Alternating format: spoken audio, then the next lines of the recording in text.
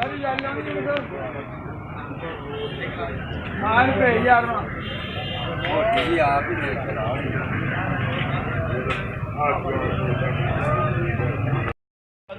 والا میں مہنگائی کے حوالے سے بات کروں تو یہ یہاں پر بھی ایسی ہی کچھ صورتحال ہے کہ مہنگائی کا جو جن ہے وہ باہر آ گیا ہے اور عوام جو ہے انتہائی طور پر پریشان ہے. جو ریٹ لسٹیں کے حوالے سے اگر میں بات کرتا چلوں، جو ریٹ لسٹیں لگائی جاتی ہیں وہ بھی صرف فرضی کارروائیوں کے علاوہ کچھ بھی نہیں ہوتا.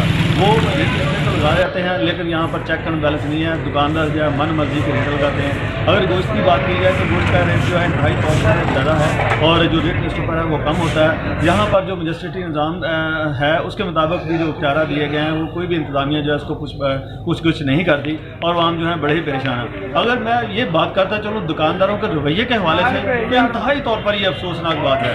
کیا کرتے ہیں، کوئی بھی اگر کسٹمر ہے ان سے کوئی ریٹ پوچھتا ہے اور اگر وہ دوبارہ پوچھ لے تو ان کو بیست کر دیتے ہیں. بعض کا جو ہے لڑائی جھگڑے تک نوبت آ جاتی ہے. انتظامیہ اس معاملے میں کچھ بھی نہیں کرتی. یہاں پر جو ہے ایک دو اہلکار بھی مقرر ہوتے ہیں جو صرف تماشا ہی دیکھ رہے ہوتے ہیں اور کچھ بھی نہیں ہوتی.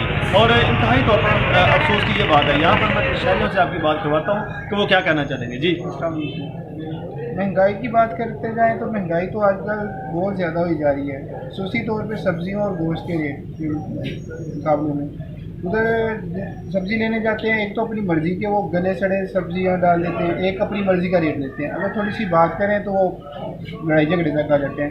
اہلکار جو ہیں وہ چل پھر رہے ہوتے ہیں، ان سے بات کریں وہ کہیں گے بھائی اپنا کام کریں، بس کہیں اور سے لے لیں. اس طرح کی تو بات چل رہی ہے. جی، ان کا کہنا ہے کہ یہ جو اہلکار کھڑے ہیں صرف نام کے اہلکار کھڑے ہوتے ہیں اور اسی طرح جو انتظامیہ ہے وہ بھی صرف نام کی ہے. یہ تو دکاندار جو ہیں وہ اپنی من مرضیاں کرتے ہیں، مارکیٹ میں من مرضیاں ہو رہی ہیں اور یہ انتہائی طور پر افسوس کی بات ہے. ہمارا مطالبہ یہ ہے کہ حکومت کو اس سلسلے میں اسپیشل اقدام اٹھاتے ہوئے کوئی نہ کوئی کارروائی کرنی چاہیے. جی.